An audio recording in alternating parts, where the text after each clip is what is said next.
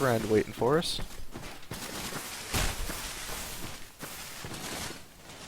What if he's just gonna walk off?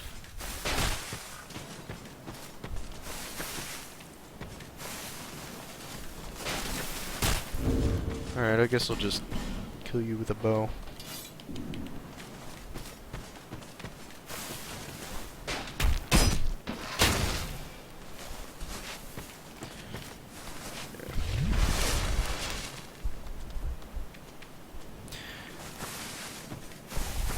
As a bit of a tip, your starting class doesn't actually matter all that much.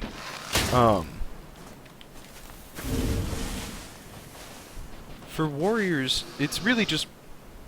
Really what your starting class determines is just what stats you start with at the beginning. You can level up anything you want. So it's more like, do you want to use big strength weapons, or quick dex weapons, or bows, or magic, or what? And then you just pick the stats that kind of fit with that.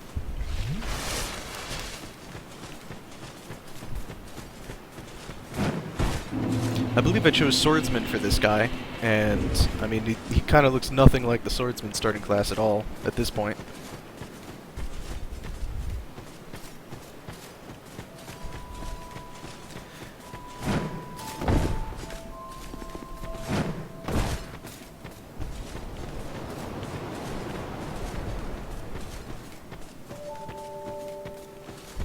Well, if you want to use a big sword with a ton of damage, then you definitely want to go strength. Although there are some dex weapons like that. What I would suggest is just play the game till you find the kind of sword that you like, and then tailor your stats to it. Because every weapon's pretty unique. It has all kinds of stats. Like this one, you can see at the bottom, takes 28 strength and 26 dex, and skills an S with strength and a B with dex. So it's more strength focused, but I need a lot of dex to use it anyway. Go on. He who made Drangleic ordered one to is he? Alright. Let's finally get our plus 12 flask. I missed a shard in new game, so...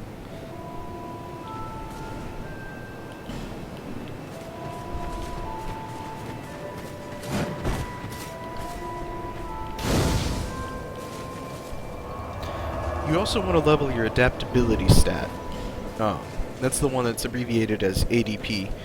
I'll talk about it while I walk over this way. Agility is another one of the stats that's kind of to the right on this screen. It's abbreviated AGL. It's kind of at the bottom of the center column. You saw mine's at 100, and that's about where you want agility to be comfortable with rolling and blocking and things like that. And leveling up adaptability is the main way to do that if you're not using magic. So for me, it took about 25 adaptability to get there.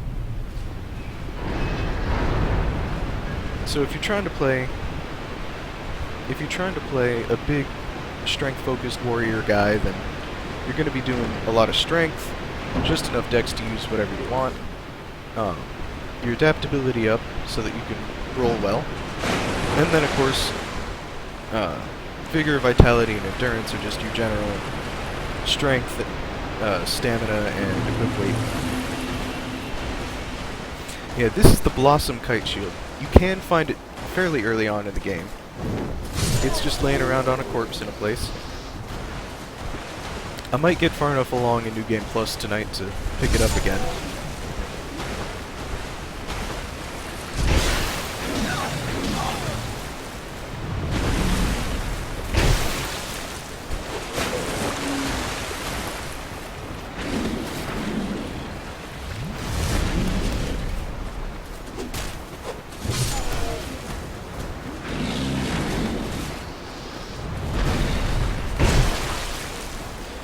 Okay.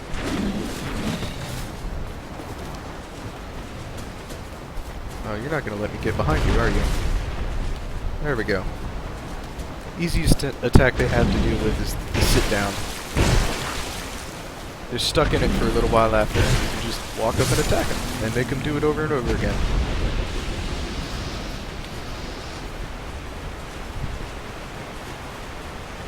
I'm probably going to ignore most of these guys.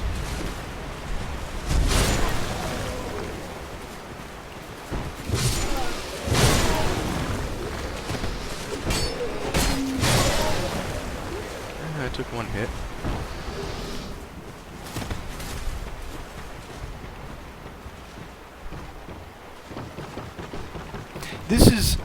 It's kind of weird to say, this is the first time I've played New Game Plus in Scholar. I've gotten all the way to New Game Plus 4 in regular Dark Souls 2. I just never bothered doing it in the Scholar the First Sin version.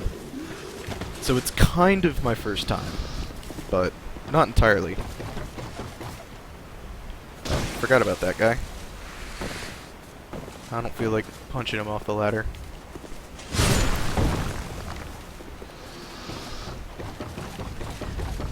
I've played the game enough times that I just don't really find it all that hard anymore. I'm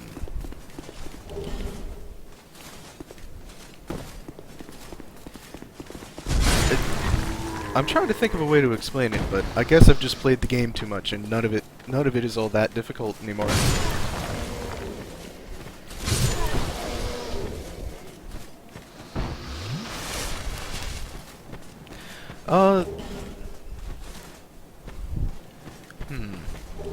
The best bonfires to ascetic, there aren't really any that I would ascetic.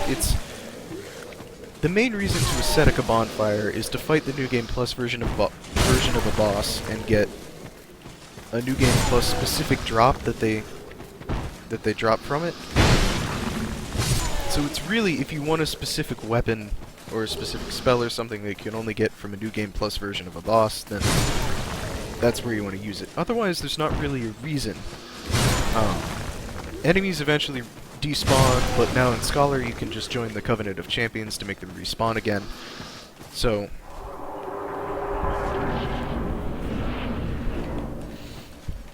really, you just have to look ahead into New Game Plus and see what you want early. I'm pretty excited for Dark Souls 3, but not so much in a sense of it's Dark Souls 3 in that it's just more FromSoft Souls games. Because honestly, if they just kept releasing DLC for Dark Souls 2 or Dark Souls 1, I'd be happy enough. I just want new stuff to play in these games.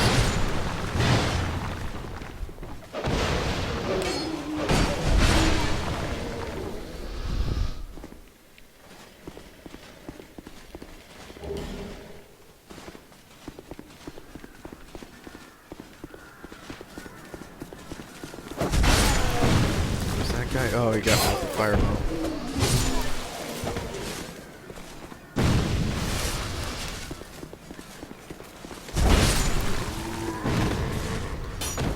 Okay. Yeah, I've played Bloodborne. I've got about 150 hours in Bloodborne. I got the Platinum Trophy. And then I did a couple Fetid Rotten Cursed Depth 5 chalices after that. And now I'm just waiting for the DLC to play more of it.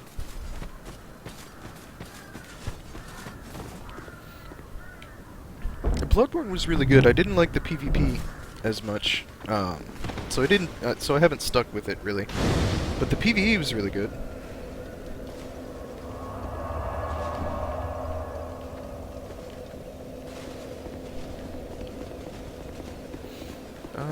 You know what? I don't need to go up there. There's nothing up there I need.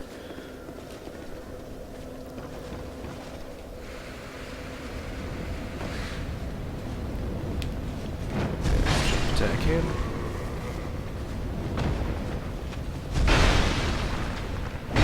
That was not supposed to be a guard break.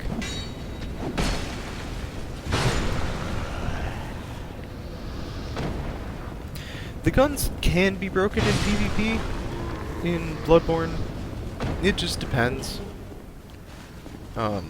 If you got a Blood Tinge build with the Evelyn and you're using Bone Marrow Ash, or you have a Strength build with the Cannon and Bone Marrow Ash, it can get pretty disgusting. But there are ways to deal with it, and the fact that there's limited ammo and things like that makes it manageable most of the time.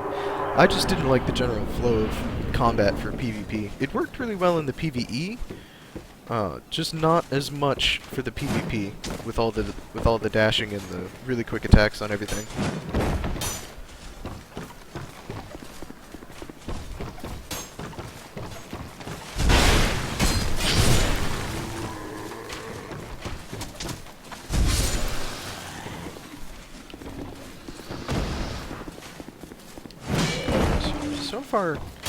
So far this New Game Plus isn't any different from regular New Game Plus.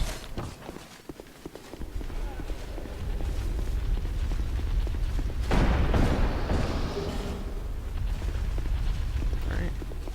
I'm gonna talk to Kale real quick. I want access to his basement.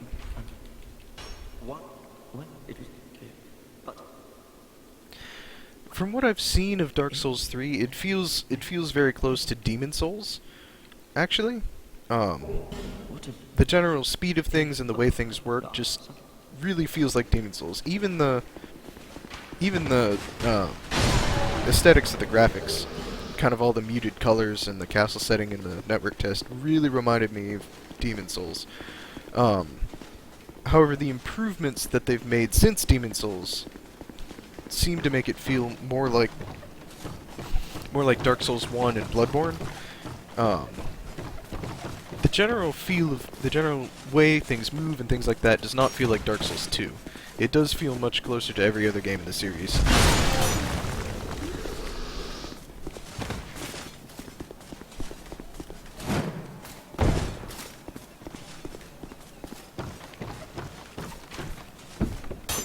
Okay. We're coming up on the first pursuer fight here. I wonder if they changed the platform up top at all. Oh, I rolled too early.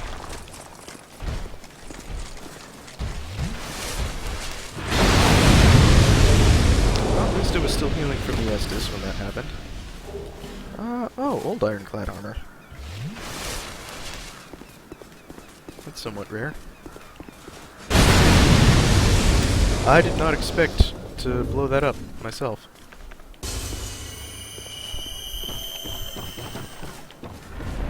They didn't seem to change this.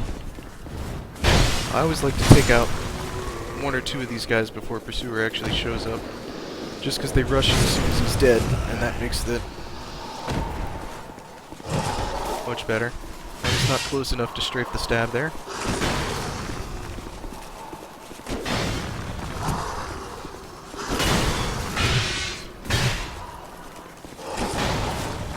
I like to play a bit of a game every time I fight Pursuer, and it's how few times can I roll. I never count, but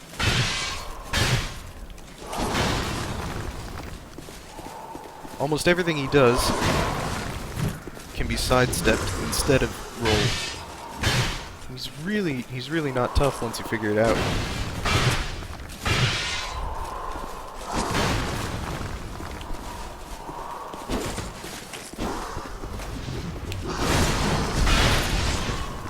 And there we go.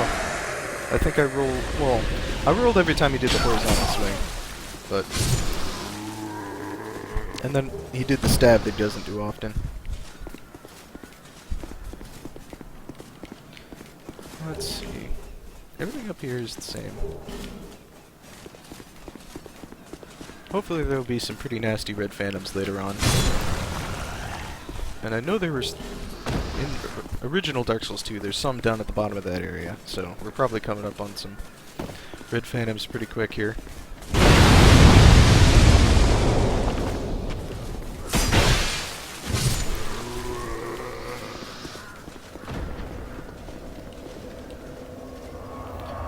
Okay.